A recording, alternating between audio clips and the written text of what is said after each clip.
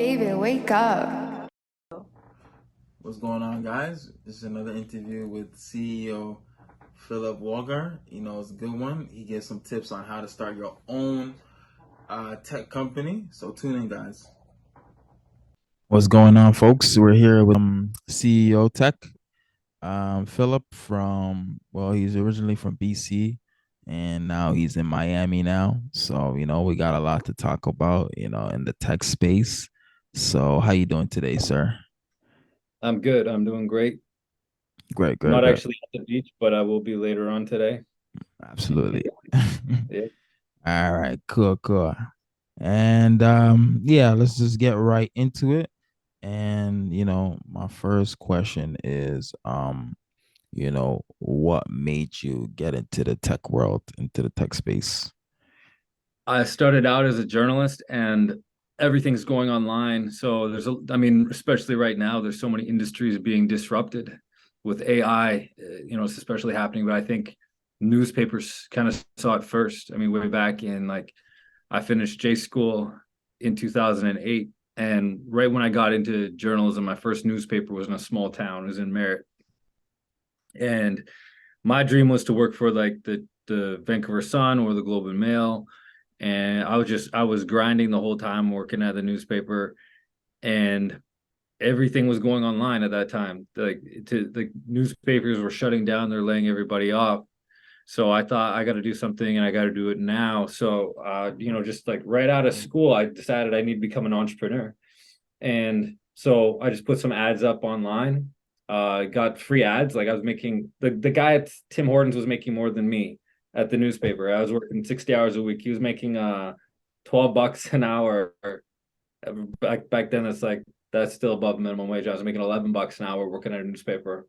So I that wasn't for me. Like I'm not the kind of guy to just sit around on my hands and make $11 per hour and work 60 hours a week. So I decided to go online. And so I had to learn the tech. I wasn't trained in school or anything, but Wow. I basically had to transform and adapt. And so I took uh, my whole knowledge base, my knowledge as a writer online, and put ads up for every type of writing there is, like business plans, pitch decks, website content, doing academic assistance, writing resumes and everything. And so I just put up some free ads. I didn't have any money, just put it up on Craigslist when they were free. It's not anymore.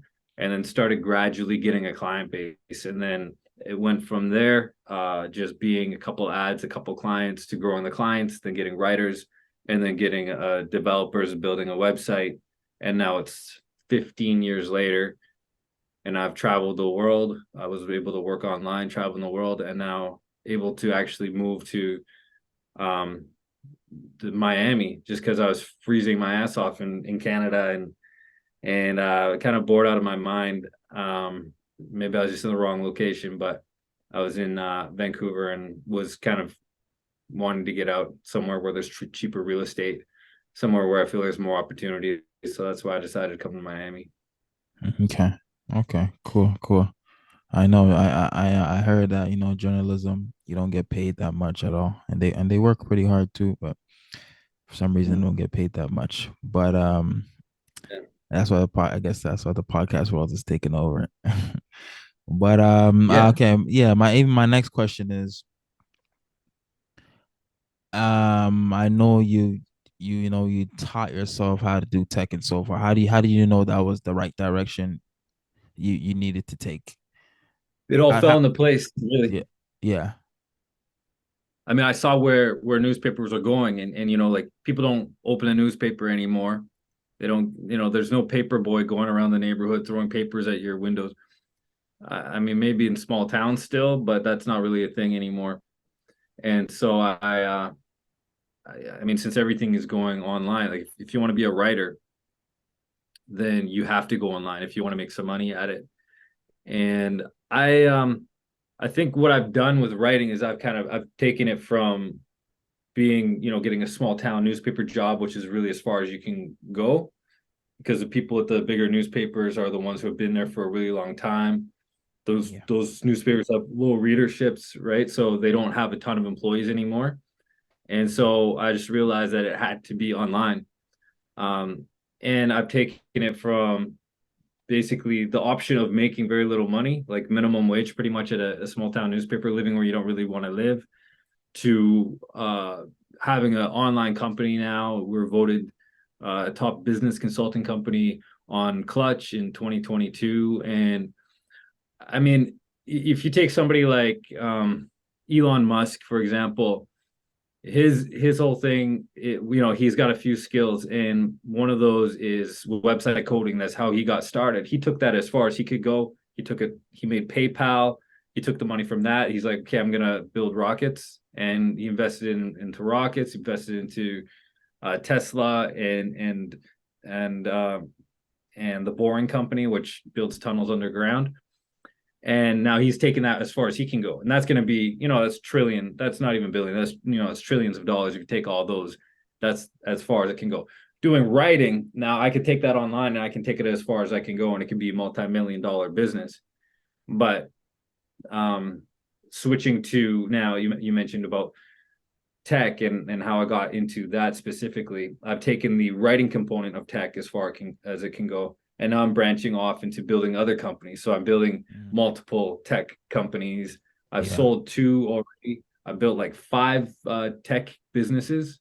Wow. Two sold last year, and now just building out more. And so the way I see it, 10 years from now, taking on more working with entrepreneurs and making their businesses grow as well in tech. Mm. Okay. Let's talk about your main company, WritePal Group. Um, what's that about? So RightPal is a business consulting firm. We basically do primarily funding and business plans. So people come to us as an entry point. They need a business plan for like a bank loan, or they need to present to investors. So we take that as an entry point. It's like $1,000 item, or can go up to like $2,000 item for one business plan. We're only doing like 5 or 6 of those per month right now.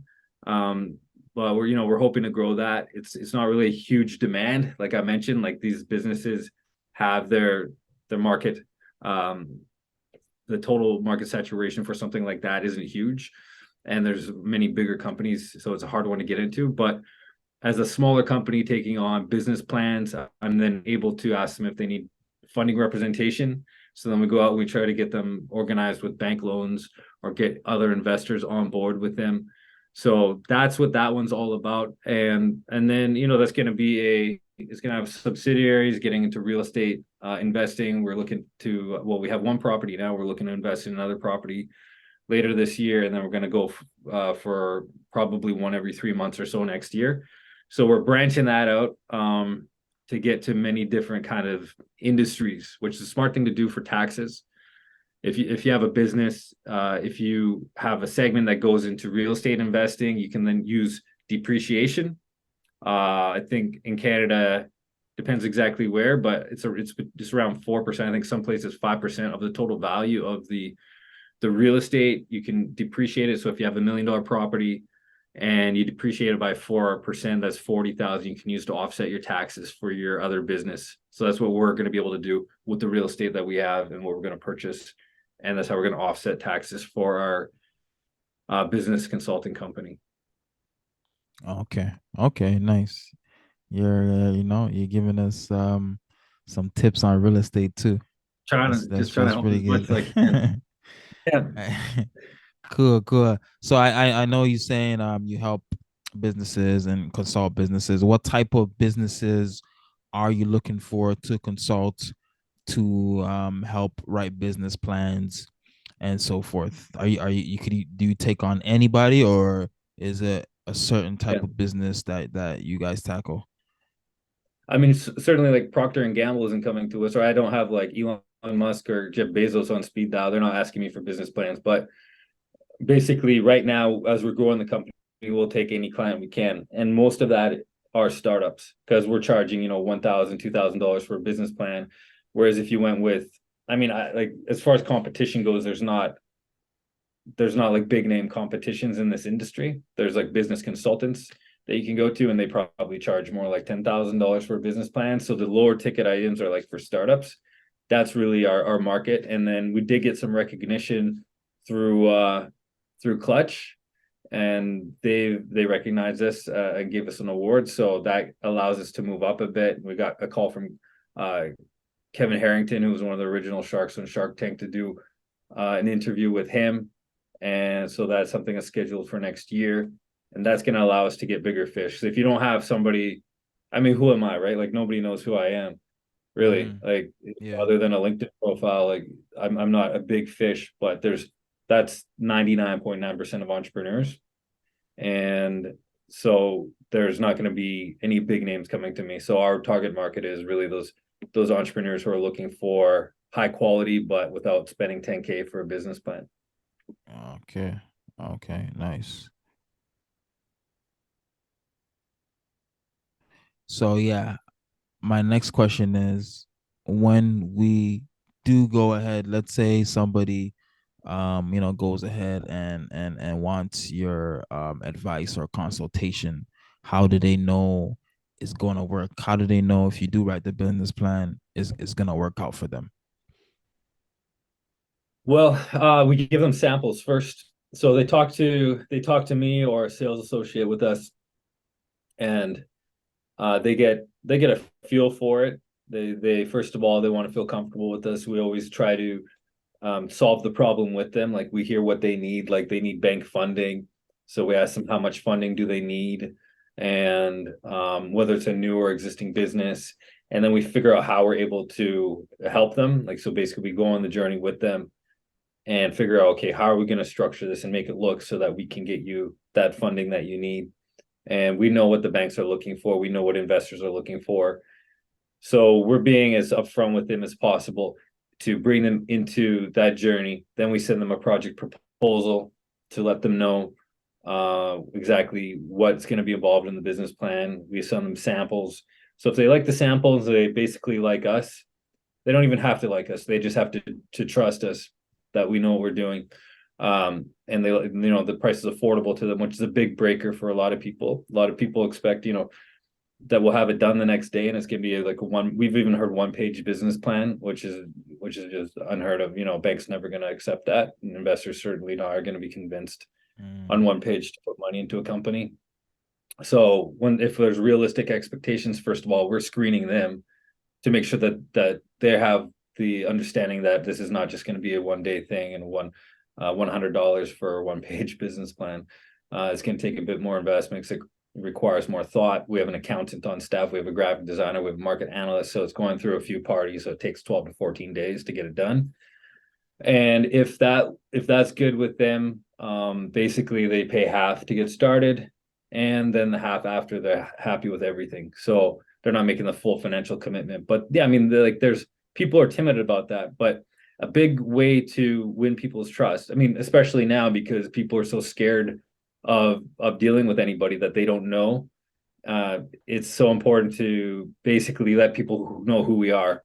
I mean, just recently I changed the icon on our social media pages to be me. This is why I'm doing interviews like this as well, is to be the face of the company. It's what Elon Musk, I keep mentioning him, but he's a good example. Everybody knows him, so you can reference him. He's basically put himself there as the brand. So he's the brand. Elon Musk is the brand. That's why he can do something like launch another business, and people are going to be wanting to buy into it. People buy Tesla a lot of the times because of Elon Musk. They don't buy like a GM electric vehicle as often because they don't have that same comfort level. Right. Having said that, I mean, big brands, they do carry that kind of trust because they're established. You're going to go to GM and they're going to give you a reliable vehicle. But for some company named WritePal that nobody has heard of, it does me a lot better to be the face of that, do more social media stuff. That's how a lot of people are growing their companies now, is basically positioning themselves as the expert, which I'm doing right now. And then people will start following that and liking that and becoming familiar with that, so that when they do need a business plan, they're like, oh yeah, that they know who I am because they've seen me on social media, they've been following me or whatever. Right. And then they'll go ahead and they'll purchase it. That's how we will get them comfortable with doing business with us. And they'll go from doing 5 or 6 business plans in a month to doing hundreds or thousands. And I think that's an important strategy that you have to take now with growing a business, a tech company, at least. Yeah. So like let's say after somebody does everything and the final piece is done, is it 100% that they'll get the bank loan and and No, get invested, or what's the percentage that they'll get an answer? I Yeah. mean it really depends on the person's personal credit. It is basically that it's not determined based on the business plan. The business plan is really something that it just checks something off, and it just makes sure that the bank knows that the person's serious, that they're doing their due diligence. But Yeah. it comes down to the person's personal credit. Like I have no control of the guy's credit rating or the girl's credit rating. I just all we can do is make the best case for that company, present it in the best way possible, have realistic numbers, have realistic valuation. The projections have to be good. So I would say that a business plan is like 30% of it. But if you have a perfect business plan, that doesn't mean that they're going to get funded. So even representing companies to seek funding for them, we're very specific about who we represent because we don't want to waste our time. We don't want to burn our contacts. So if I have investor Joe or whatever who is interested in investing and he's seen companies that I brought to him and they've consistently been good companies, he's like, okay, I'm going to open this email from Phillip Woolgar and see what company this is. I gained a trust with him. And so he's likely done some due diligence. So I'm going to actually open this business plan up and read it, as opposed to me sending him every single company that comes to me, every guy who's got an idea, but no idea how to actually put it into action. I'm not going to bring those business plans to him because I'm going to burn my bridges and my credibility. So we can't really guarantee anything. It's basically as sure as they are of having good credit or having the right assets to provide collateral for a loan. And also, a lot of people come to us with a new business and they think that they're going to get people investing into it, but that's really rare. Usually, it's just friends and families and fools who actually invest in new businesses because they have such a high risk. For investors to get involved, there needs to be at least 10K in revenue over like a 12 or 6 or 12 month period. And then it can get to the point where the investor is more likely to put their money and their faith into that business owner. Okay, okay. So the business has to be making revenue, or at least 10 to Yeah. 12 before they get it. Okay. Okay, Yeah. cool. 10,000 for like 6 to 12 months. It's just revenue. It doesn't even have to be profit, but there's so Mm-hmm. many new business ideas that it just, Uber was started without having revenue coming in, but that's because they had friends and family and they had a lot of connections that were in Silicon Valley.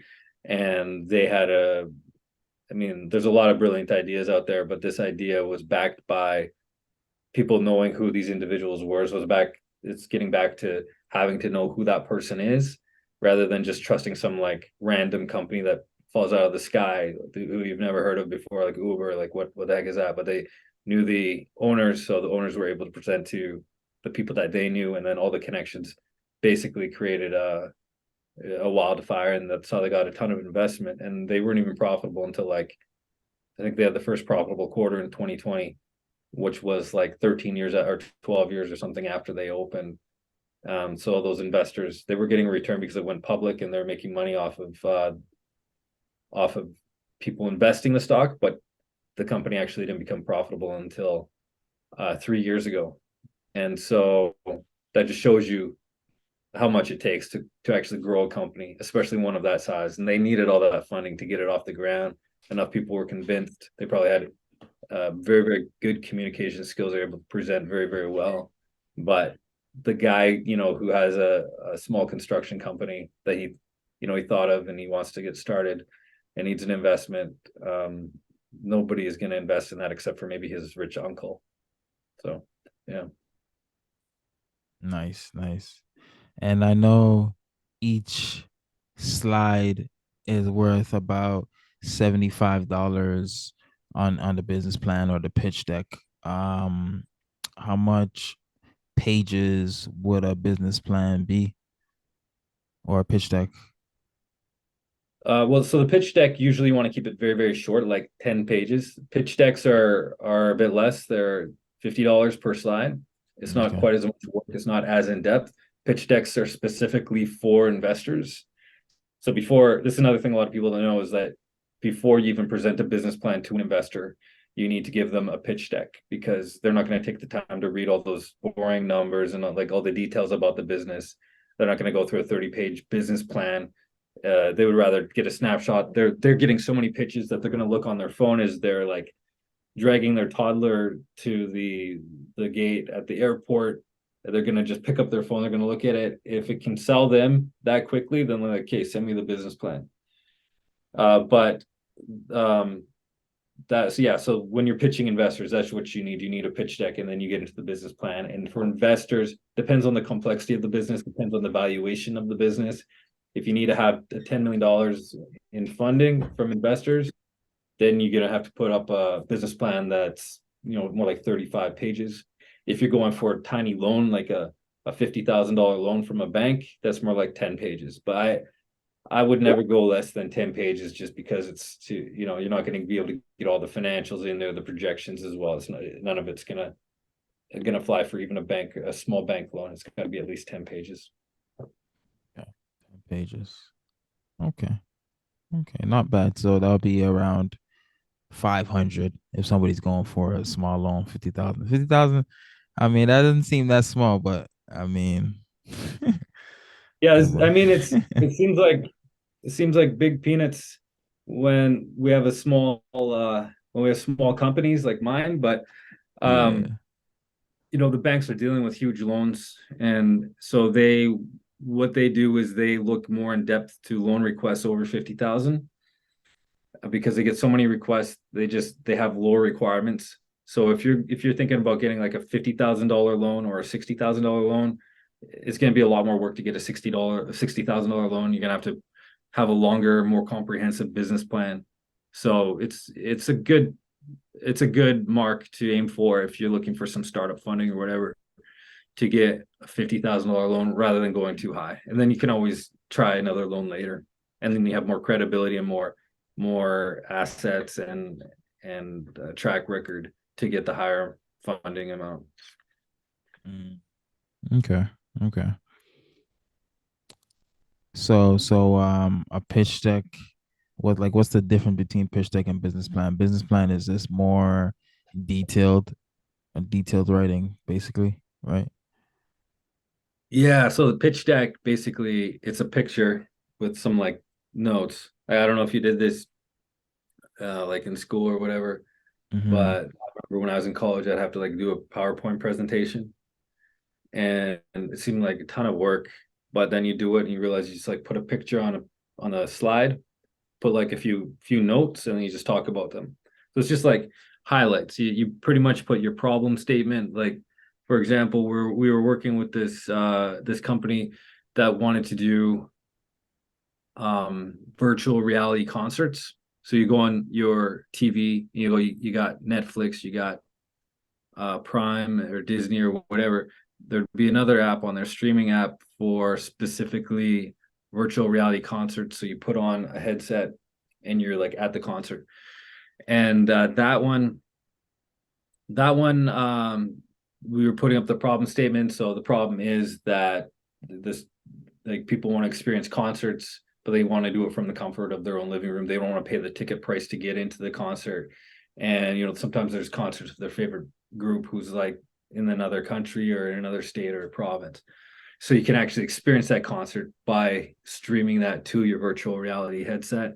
So it's a problem. Solution is the streaming company. So you present the problem, solution, just like quick snapshots of each of the sections, and the business plan would go in depth. So you would be dealing with more of a background what the problem is, and then more of a background of the solution, what the company can offer and how it can make that problem go away, basically. And then you go into more of the market analysis, more of the numbers, the pitch deck. You want to value the company, have your ask. So you're willing to give up 30% of the company for 3 million or whatever. So it's a $10 million valuation.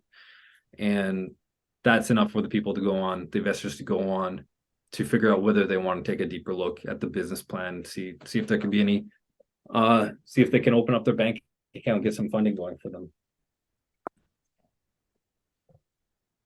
Cool, cool. And I just wanted to see your vision before you started it. What problem were you trying to solve when you created this company? I was trying to solve a problem of me being poor, basically. That was my main. But as far as like marketplace problem, that's a very good question because I don't know, like, is there a problem in the marketplace for there not being enough quality business plans? I don't think there really is. But this is why I have multiple companies. Like this is just one company. And I have another website for tutoring. I have another website for nanny services, which we're about to launch. I sold a tech company that did house cleaning. I sold a company that did handyman services. I'm going to be launching a landscaping company, a virtual tech company. I'm going to be doing commercial cleaning. I can't get back into residential cleaning because I've signed an NDA. I can't participate in that. Same with handyman business because when I sold it, had to sign an NDA. But yeah, your question actually is very, very good. You should be my business coach because what problem am I solving? I'm offering business plans, but it's not that hard to find business plan writers, right? So maybe that business sucks. But just why we only got like 5 or 6 clients in a month. So the hard one of the hard things that I found from I'm a writer, right? A hard part about going from being a writer, a poor writer, is like a stereotype. I'm it's funny that people are still going to J school. I mean, there's a passion for it, journalism school, but it's so hard to make money at writing. It's almost a joke. And so to get from being a writer to being a tech titan, which I haven't become yet, but I'm going to be. I'm going towards that, and I will be. But the hard part is learning all the mistakes along the way. I try to read as much as possible so I don't make those mistakes. But the big thing is like imagine like a writer, like how are they gonna make a company that has an app that has a website where people can say, hey, I need a nanny service. So they click a button and then a nanny comes to their door, all that stuff in between. Like that's the real grind work. And I have no idea how to develop those. Like I'm not a computer coder. I wish I learned that when I was younger. I feel like I don't really want to put my effort into that now. Plus I can hire people to do that. But the problem with that is you got to basically rely on other people for that. So my first website that came up, I waited 4 years for. I was doing everything through email. I had to wait 4 years for the proper developer to do my website. And that's called myessaywriter.net. So that's where we help students academically with their papers and stuff. And that's the hardest part. So now I'm building out other websites. I've waited 2 years for the maid site and then got that out finally. But every day dealing with developers, testing their work. Meanwhile, they're in India because I want to save costs. Because in Canada or the US, they'll charge you $80 or $100 an hour. I'm paying them like 15, 20 in India, and they're just as good, if not better. But the hard part is the communication with the developers because it's like their second language. But that's the hard part, is getting to that point where you can actually get a product out there where it's seamless, where it's meeting the market expectations, where somebody says, I need this problem solved, I need a nanny, or I need a cleaning company, or I need a landscaper. They can go to a website, they can click a button, and it's pretty much seamless. That's what people expect these days. So that's the most difficult thing right now in my path, my career, is getting those websites to look exactly how I want. If I learned coding like Elon Musk did or Jeff Bezos, look at all the billionaires right now. Those are guys who did coding. Not all of them, obviously, but those big tech billionaires, they start out with coding. They made something big, and they worked their asses off on their computer in their living rooms for years. They made something big, and now they're super super duper rich. If I knew how to code, I wouldn't it wouldn't take so long, and I wouldn't be relying on developers and having to explain things over and over and fix bugs left, right, and center. So that's getting into tech. That's one of the expectations. But you can do things like go to freelancer.com and you can get people to do stuff for you. Like if you need a logo, something small, you can put up a contest pay $10, you get, you get 100 options of logos to go with. You need something bigger like a developer. You can put out the request for proposals on there, and you can filter out the ones who can communicate the best, the ones with the best ratings, and then you can test them on one task. And if they can do that, then you can continue working with them. But uh it's a real big grind. Like it's really, really tough, but it's got so many rewards. It's a heck of a lot better than making less money than the guy Tim Hortons down the street. Yeah, yeah. Okay, okay. I guess I'm gonna have to bring you back so you can talk about your other businesses as well too, when Yeah, when they yeah, launch. yeah. Yeah, I'd for love to. sure. And my last question is I know the viewers want to know, if they want to start their own tech company, what are the exact steps to doing that? To start a tech company, Yeah.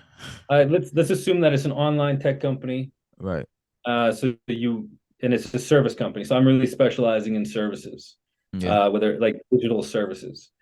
Not just digital, but people can order digitally, and then they can have somebody come to their door. So you're contracting out. So the administration and the owners can be anywhere, but and then the client can be anywhere. They order on the website and the person can go to their home. So it's a physical mixed with digital service. That's what I specialize in. To get started with that, first of all, you would need to I would go with whatever your skill is. So if you're skilled at something, or if you can do something, anybody can do house cleaning. Get familiar with the business and how it works. So if I say wanted to start a house cleaning company, the first thing I would do is I would learn how to do a good job at cleaning houses. Or you might not even have to do that, because now you can do things like ask Chat GPT, or you can learn from others about how to start a company. But in order to understand what makes a good company, because that's so vital, the repeat clients, the referrals, in order to understand what makes a good company, is you have to be able to do it yourself if you had to. And then from there, I would figure out, okay, I'm doing this manual process of, say, I'm cold calling people. I wouldn't do that. I mean, anybody can do that if they wanted to, but you can set up flyers, you could, do a lot of different things. And then I would take that manual business of calling somebody and then going to their house and physically cleaning and figuring out, how can I put that online? And that's what I did with my writing business. I would do the writing for them, but how can I make that an automatic system and have that on a website? I would create the process, basically an order form. What do they need? Okay, we need to figure out how many rooms they have, how many bathrooms they have, how many square footage, and then we can give them a quote.